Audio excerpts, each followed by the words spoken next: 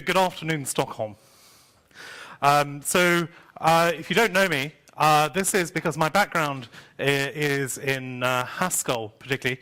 I was one of the Haskell committee members. I edited one of the versions of the Haskell report.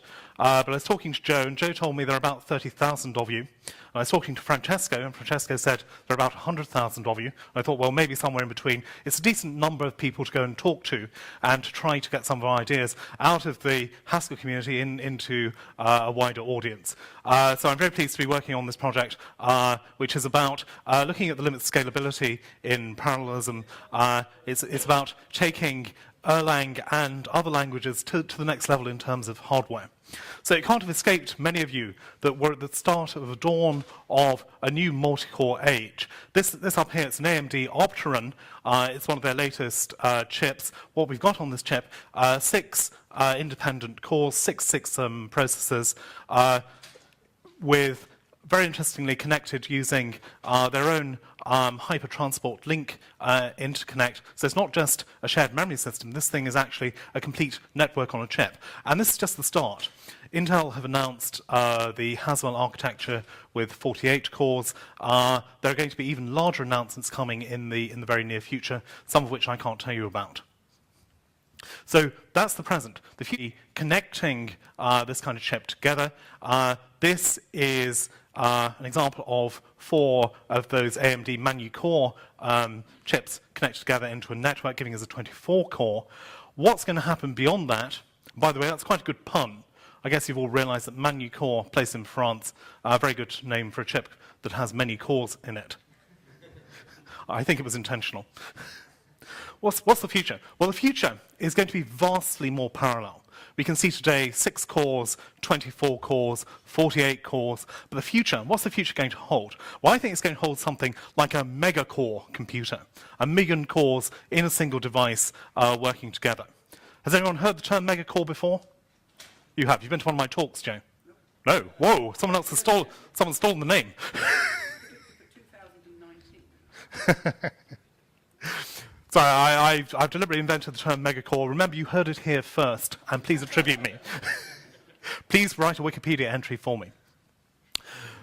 So, what are megacore computers going to be like? Well, they're not going to be like the typical computers we have at the moment. They're probably not just scaled versions of today's multicore, because the memory buses and other hardware structures are just not going to cope with that. There may be going to be hundreds of dedicated lightweight integer units, or thousands or millions. They're going to be hundreds of floating point units, not just GPUs, but ones that are better integrated with CPUs. Has anyone done any GPU programming? A few of you. You're still alive, you're still here, you're still happy. It's not easy, right?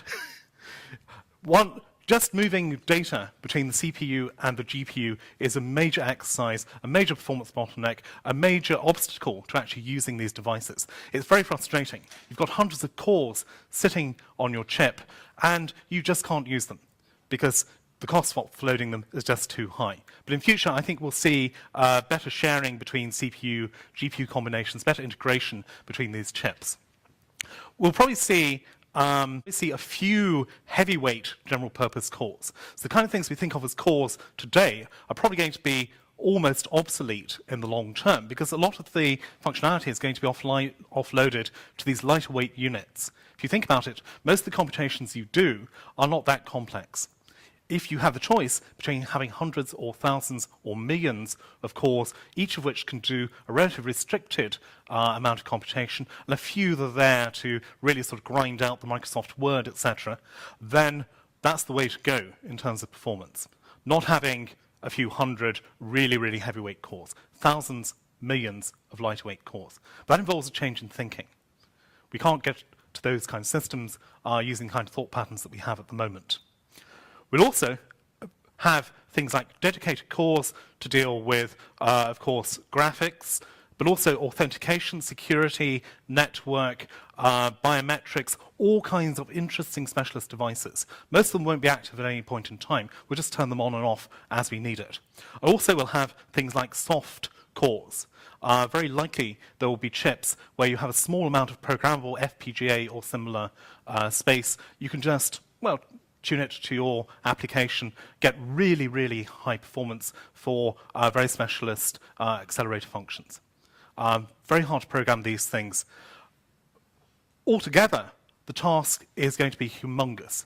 If you think it's difficult programming GPUs with CPUs, imagine if you have 30 or 40 different types of processor, plus some soft processing sitting around. The possibilities are endless, they're exciting, and to the average programmer, frankly, they're incredibly frightening.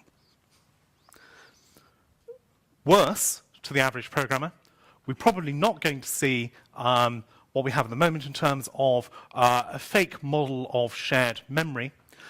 These things are going to scale so quickly and so rapidly that the conceit that we have that all memory space is the same, that all memory is shared, is just going to go away in a puff of smoke. And people who are stuck to that kind of model are going to find it incredibly hard to transition to this new world. We have to get away from this idea that we have a single shared memory space. Now, of course, the Erlang model of concurrency is quite good for that. You have shared nothing, and that's an exciting possibility for this kind of large-scale system. So, NUMA-type architectures are going to be very important. You're very quiet, by the way. I don't like an audience that's quiet. It makes me think you're asleep. If you're asleep, please put your hand up. Good. Please ask me questions. If you don't ask me questions, I'm going to start asking you questions. My questions are harder than your questions. So the implications for programming are quite tremendous. We're going to have to learn to program these heterogeneous systems in some kind of integrated way. Clearly, it's going to be impossible to program each kind of core in exactly the same way. Well, we hope we might be able to, and that's part of what the project is all about. But each of these kinds of cores has to be programmed differently because they do completely different things. It's going to be impossible to take static decisions about where the tasks are. So a lot of the research in the scheduling community is all about, well, you start off with your parallel program. Oh, yes, and you get this perfect schedule. You put this thing here. You put that thing there. You put this thing here. You've got 10, 15, 20 programs maybe running on this chip. How on earth are you going to get all those programs, which may be dynamically creating tasks, with 30 or 40 different types of core, and maybe 100,000 or 200,000 cores sitting around? How on earth are you going to manage that statically? You're not. The only way to deal with these is to have a highly dynamic, highly adaptive model. It's also going to be impossible to know exactly what each thread does. How many of you program concurrent systems? Okay, most of you, good. How many threads do you have in your systems? Thousands. How many different kinds of threads do you have in your system?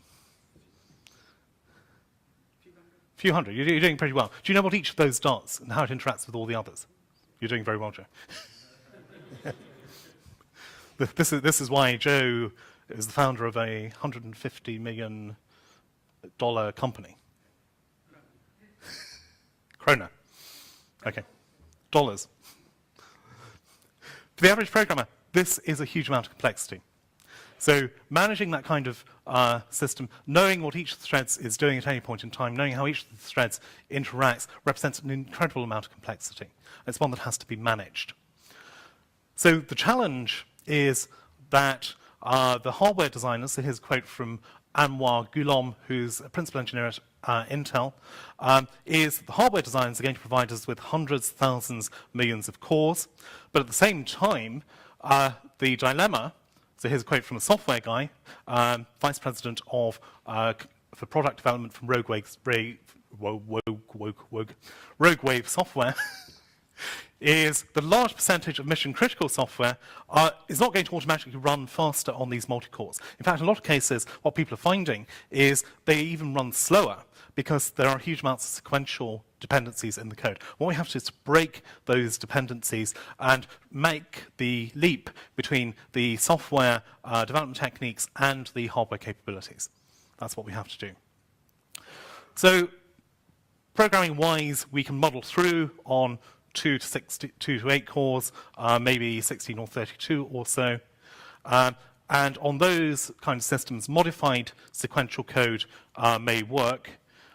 If you have 4 cores, well, I can have one running Microsoft Word, I can have one running PowerPoint, I can have one running Safari or Internet Explorer, maybe 2 for Internet Explorer. I can keep the cores busy. When I get to 32, it becomes a bit harder. When I get to hundreds or thousands, it becomes incredibly hard. You really have to start thinking in terms of very large-scale systems. And typical concurrency approaches usually do not work. There are too many problems to deal with, too much complexity to deal with to match this kind of scale, particularly with the kind of adaptivity that we need. So let me show you how to build a wall. This is with apologies to Ian Watson, who said, well, if you're building a wall, you have to build it sequentially, right? You start at the bottom, and you place your brick, and then you place the next brick, and the next one, and so on.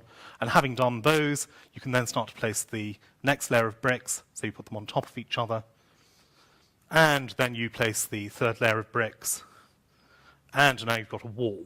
Fantastic. That process, according to Ian Watson, who's an expert in parallelism, is one that is impossible to parallelize. Well, let's think about how we could do that. So say I've got 4 builders. Each of them places a brick in parallel. Each of them places the next brick in parallel. Now we can go on to the next layer. Each of them can place a brick in parallel. 3 of them can place a brick in parallel. 3 bricks in parallel, and then we complete the wall. Lot of subtlety going on in that. So although I was doing this in parallel, there's dependency between the layers. I also had to get the brick placement exactly right. If any of those builders was at all imprecise and didn't communicate with any of the others in the right way, then the wall wouldn't work. So ordering is important, placement is important, communication is important. Here's how not to build a wall.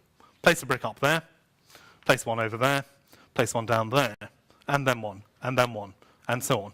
That is not going to work in terms of building a wall. So, eventually it worked. Well, Joe, look, so the specification is perfectly correct, right? I've got a wall. The problem is getting the implementation to do the right thing, given the laws of physics as we know. Well, gravity. If I ignore gravity, yes. So I assume there is no gravity, then this is going to work. So under the right assumptions, this is a good decomposition. Unfortunately, we live in the real world, and walls tend to fall down if they're not built properly, as does software. In the real world, your bricks will be either geometrically imprecise or too expensive. Just so, yes. Yes. So maybe Ian was right after all. So in the real world, maybe we have to live with sequentially built walls. So task identification, finding the right brick, is not the only problem. We also have to worry about issues like coordination, communication, placement, scheduling, etc., etc. All these things are important. If you think deeply about the wall example, you discover that it shows all of those problems in some form or another. So we can build a parallel wall, but we have to worry a lot about the detail. We need structure. We need abstraction. We don't need another brick in the wall. So what's the problem? Parallelism in the mainstream, it's mainly procedural. Do this, do that, do the next thing.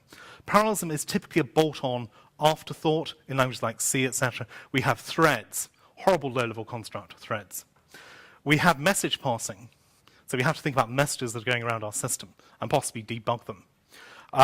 We have to worry about mutexes to ensure exclusion. We have this horrible concept of shared memory, which gets in the way, doesn't abstract enough, and to be honest, doesn't match the new architectures that we have. Shared memory, evil, kill it, get rid of it, sooner the better. I'm getting worried because you're not drawing the distinction between parallelism and concurrency. The distinction is critical here. Yes, yes. What do you think the distinction is, Joe? Well, parallelism is real. Parallelism is real. Yes, so you can have concurrency on a single processor, and you have the illusion that yes. Most threads of the early systems were on a single concurrent sequential processor. They weren't parallel threads, they were Yes. threads, they were emulated threads. Correct. And the distinction is critical when you consider the granularity of the parallelism. That's right. So concurrency is there to ensure sequencing, is there to ensure that things happen in the right order. Concurrency mechanisms can be used to express parallelism, but they aren't the same as parallelism. Parallelism means things actually happening at the same time in the real world. And the reality is that when you have parallel behavior, you have things that just can't happen in a concurrent system that's running on a sequential system. So you can happily debug your program on a sequential system concurrently, all the right locks, blah, blah, blah, follows the latest theory, blah, blah, blah, run it on your parallel processor, and it doesn't work. And that is because in the real world, things can really happen at the same time on a parallel system. You haven't been reading Einstein. They happen in different places, you don't know. Two observers will disagree that it happened at the same time, so you can't even go. Why don't in the real world, I can't even have an observer, Joe. I can't even have an observer observing these two things at the same time with a sufficiently complicated clock system. So the result is a lot of pain. And this, unfortunately, is where a lot of the world is coming from. So a lot of the world is coming from this model. They're thinking we know about concurrency, we know how to deal with small-scale concurrency. All we have to do is just scale up, increase the number of mutexes, and everything is going to be hunky-dory when we run on massively parallel hardware. That is not going to happen. There are going to be an awful lot of very sad, very disappointed programmers out there in the very, very near future. We've got to move beyond this.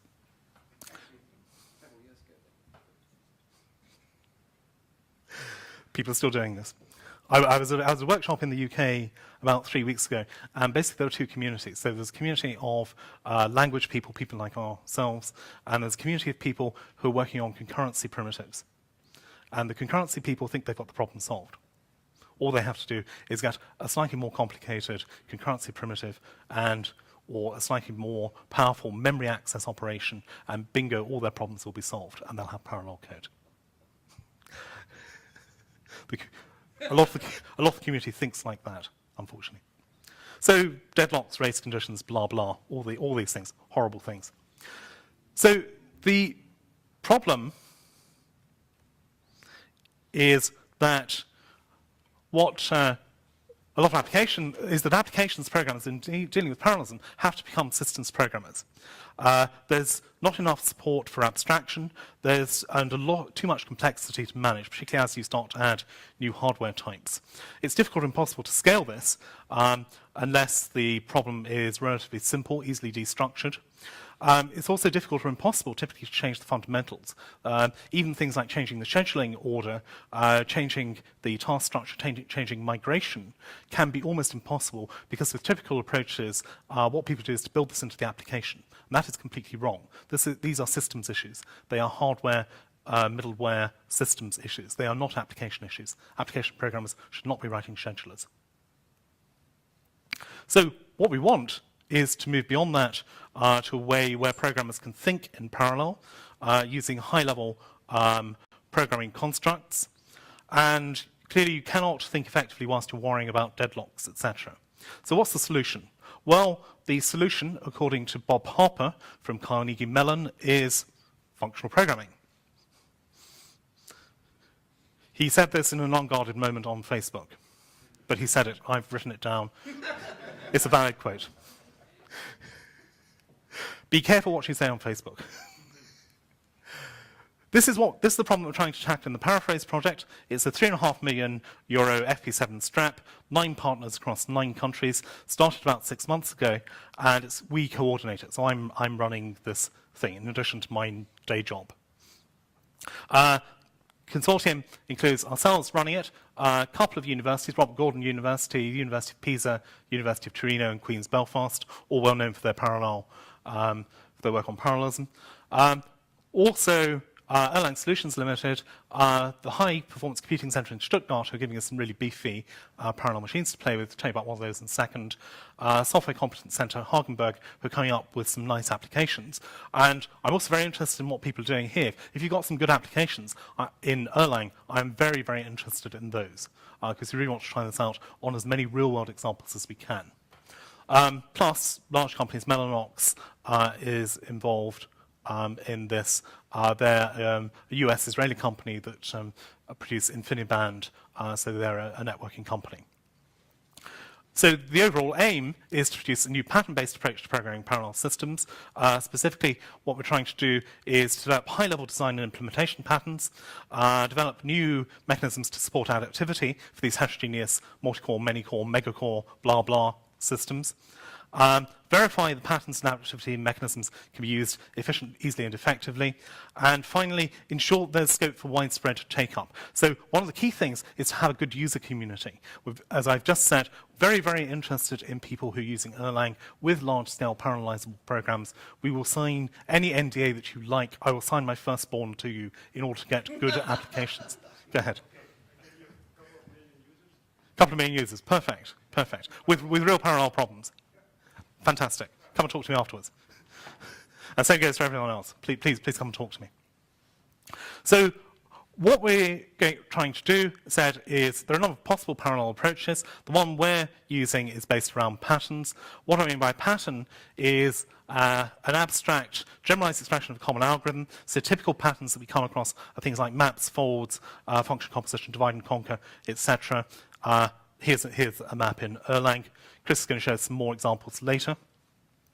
And then the idea in Paraphrase is to start with Erlang, C++, or Haskell, etc. code to use a common refactoring tool with a common suite of patterns governing the parallelism patterns, using costing or profiling information, for example, from the dialyzer tool, to then produce parallelized Erlang, etc. programs. We're not expecting to put Erlang in and get C out, by the way. If you put Erlang in, you get Erlang out. If you put C in, you get C out, etc. Doing the other would be a little too hard, given the state of the tools. So refactoring, what's it about? It's about changing the structure of the program's code. So what we're going to do is to rewrite the code. We're going to take advantage of the concurrency mechanisms that we have available in Erlang, whilst preserving the semantics. So the idea is that you start off with your code, which may have some concurrency or may be sequential, and the refactorer will allow you to add in the parallelism. Fire. You will change the semantics because as soon as Yes. you put it onto a course, the semantics. Oh, not. Change the timing. Yes. That's the problem, right? The crash is there. Yes. You change Yeah. the font, you change the timing, you change all sorts of things. What I should probably have said is without changing the semantics too much. You're quite right. You're quite right. Changing the timing is this is what you're trying to do. Now, there's a question about whether the timing is part of the function functional properties of the program or not. There's a big debate going on at the moment. Might not work if it's faster. Yeah, even worse. You better not do that. Indeed, this is exactly what we're trying to do. We're trying to influence the behavior. We want the program to still do the right thing, whatever that means. If you have a search algorithm, and you've got a parallel search, then you may find a completely different answer in your database when you do a lookup. If you've got multiple keys in lookup, multiple identical keys in the database, you do a lookup, you may get different entries back. They're equivalent, but different. So that's not changing the semantics. It's still the same problem though. You still have to, even if you have these design patterns, you still have to go from your solution to the design pattern in the right way to get the parallelism. You need to go from the design pattern to the solution, Yeah, you see, if you go from the other way around. design pattern. You provide me these design patterns. I have my algorithm. I still need to use the patterns in the right way. Right, well, that's what Chris is going to show us, I hope. Yeah. So what we're providing is tool support to help you do that. We're not saying this is completely magic. It just moves the problem just up a little bit. Still have the same problem. It moves the problem up a bit, and it gives you some tools to help you deal with the problem. And that's the name of the game. So rather than having completely unconstrained space, we will give you some tools, some guidance, issue you with error messages, hopefully say to you things like, well, if you do this, then you're going to get this much speed up. Or if you do that, you're going to get that much speed up. One thing you haven't said, or I don't know if it's the right time to mention it, but one thing, I'm very into sort of language. Something hasn't got a name, you can't talk about it. So the vocabulary we use to talk about parallelism is very weak. Mm. And so I've been trying to, when I lecture, I put things into families. So Yes. you call them, so one form of parallelism is we call things embarrassingly parallel. So the web server is an embarrassingly parallel problem. We don't have to search for the parallelism. It's start naming things, we say this is an embarrassingly parallel problem. This is so I think we need to do what pattern-based programming people did, is put this thing of parallelism into like 10 different families and explain what we mean by the words. Yes. And so that people, when they're looking for a solution to an embarrassingly parallel problem, can go and look at this family of algorithms. I don't see that sort of messing around doing program transformation is going to help you that much at that level. Well, if you have to think. Have a taxonomy. Yes, well, what you're saying, I think, is actually what we're trying to do, Joe. What we're trying to do is to identify common patterns that people can think about. If they have the right pattern, they know the pattern is potentially embarrassingly parallel, and then the problem is just translating the embarrassingly parallel problem into one that works. Okay, well, if you know how to do that, fantastic. Well, when you've got a million users on a website, you've got a million CPUs. And the answer would seem to suggest that you have one per CPU. Yes, that's not necessarily the right answer.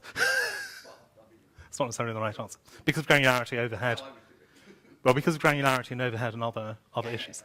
Yeah. Sorry, there are more questions? Okay. Before that it was shown that this is more like a tool, not an automatic conversion. So if Yes. it would have been an automatic conversion, we would be very dependent on purity. It would have been Yes. a key factor. Yeah, so there's a point down here which says the refactoring, there's a transformation, which is what you're saying about.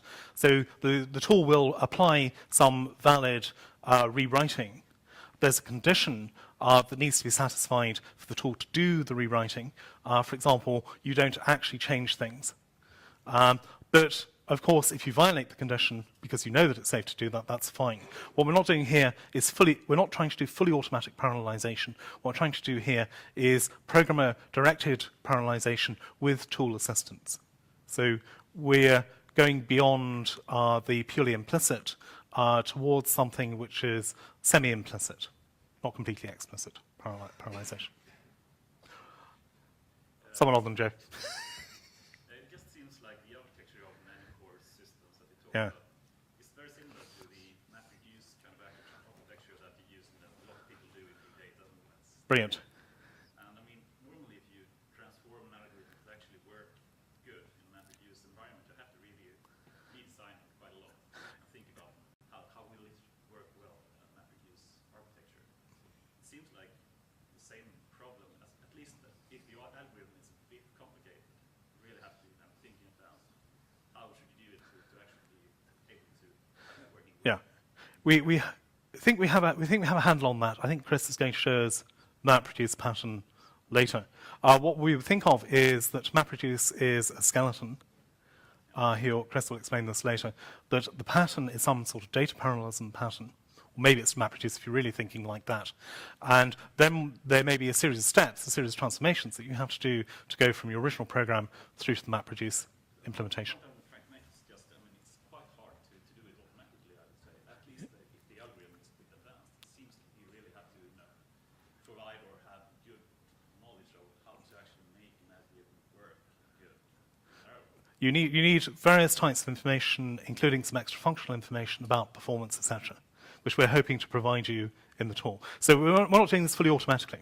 You won't sort of put your Erlang program in, crank a handle, and out pops like a sausage factory MapReduce. I'm trying to ignore Joe here. Take your turn, Dr. So it won't be like a sausage factory. You won't pop your program in, crank the handle, and out it comes. What you'll have is a tool that allows you to transform your program into one which meets the MapReduce implementation. That's the idea. Joe. You see, the Erlang programmer has, when an Erlang programmer writes an Erlang program, they use processes. They've designed the concurrency structure. You don't have to discover the concurrency. It's already there. The programmer's told them what the concurrency is. So when you make a secondary decision, do I turn a map into a parallel thing? You don't.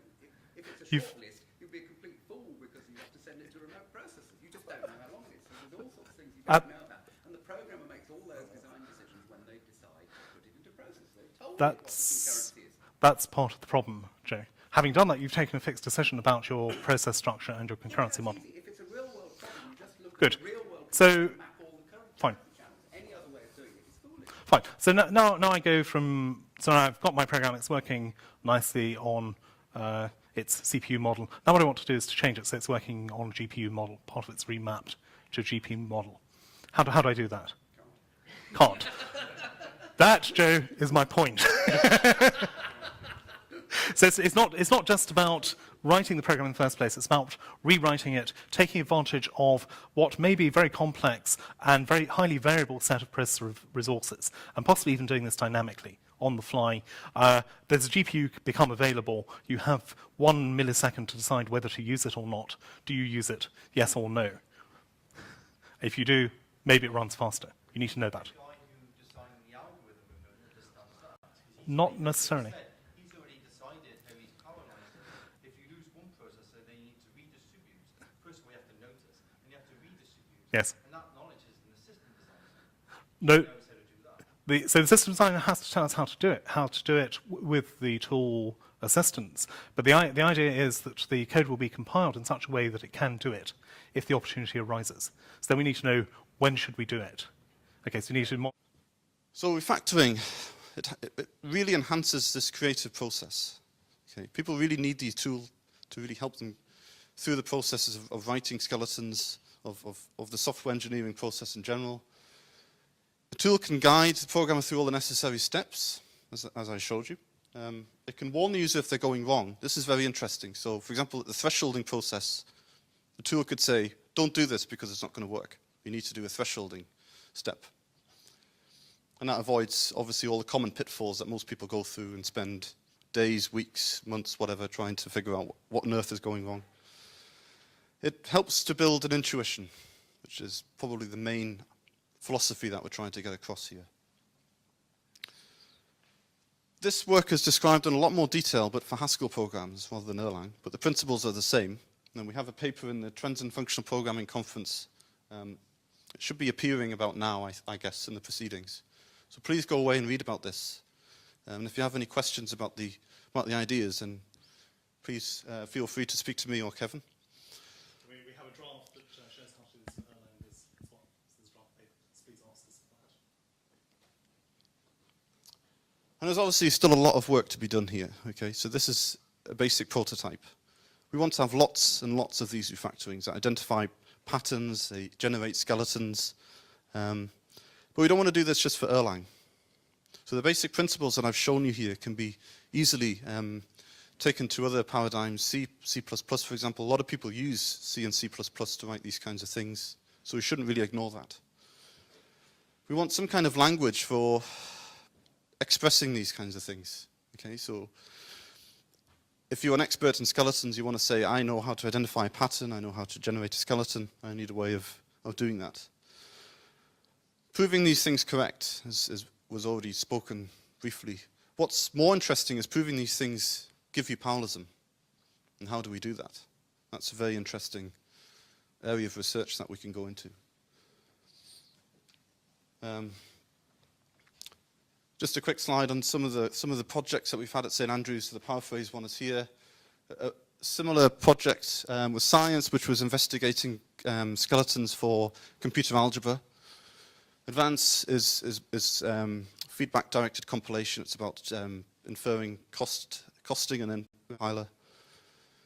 HPC Gap is all about making computer algebra systems parallel. So we have lots of projects experience in this kind of area. Just some of the partners that we've worked with, Erlang there. Kevin, do you want to talk about the factory light? Yeah, or? please come to St Andrews. We've got Erlang factory light in on the 15th of June.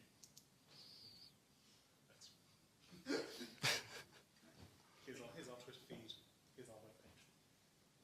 Thank you. Thank you very much.